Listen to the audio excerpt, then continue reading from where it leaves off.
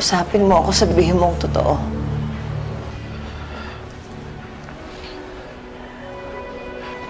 Junior, magsalita ka. Ano ba? Ikaw ba ang daddy ni 30? Ano hindi?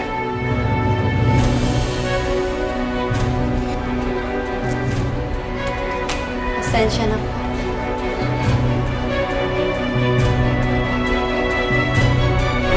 Nakita si Rachel. Nagpakasal na ho kami. At magkakaanak na rin ho. Laura. Binastos mo kami. Sinira mo ang lahat ng mga pangarap namin sa'yo. Inalis mo ang respeto mo sa amin. Sito, pabayaan mo ako. Tama na! Hindi mo ba matanggap yan si Rachel? Bahagi na siya ng pamilya natin. Hindi. Pero yung anak na nasa loob ng sinapupunan niya, oo. Dahil apo ko yun. Yun ang mahalaga sa akin.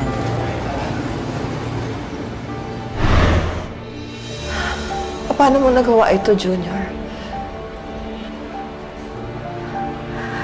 Ginawa mo kaming tanga ng tatay mo.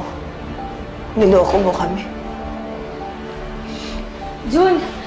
Jun! Jun, si Teddy! Ano, kamusta? Sorry, na traffic ako eh. Saka yung ba...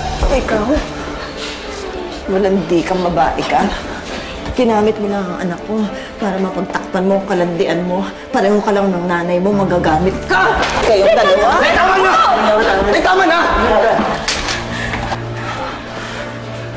Sabi mo kung saktan yung asawa ko eh!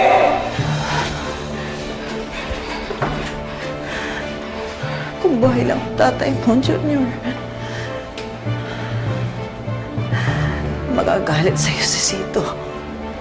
Sorry po. Sorry. Yan naman ang parati mo sinasabi. Puro ka sorry. Yan naman parati sinasabi ka sorry! Walang kinalaman dito si Rachel. Ako yung lumapit sa kanya para ako yung anak niya. Ako yung nagpumilit sa kanya para magpakasal kami.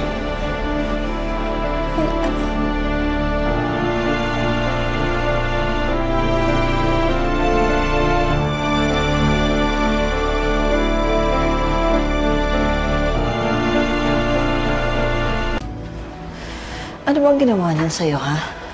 Ginayuma ka ba ng babaeng yan, ha? Ay, hindi. Ako may gusto nito lahat. Alam mo, kung buhay pa ngayon ang tatay mo, sigurado ako magagalit sa'yo si Sito. Nahialam ko ng beses ko na kayong binitulit atay. Pero hindi ko mapapabayaan si Rachel. Sana naman maintindihan na yun.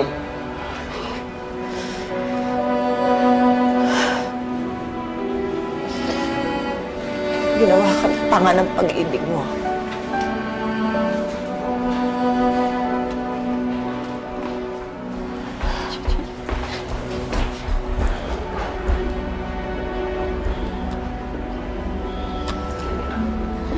Pasensya mo na si nanay, ha? Nabigla lang yun. Sorry, mahal. Kasalanan ko to eh. Dinadamay pa kita sa problema ko. Mahal. Problema natin, ha? Kasama mo pa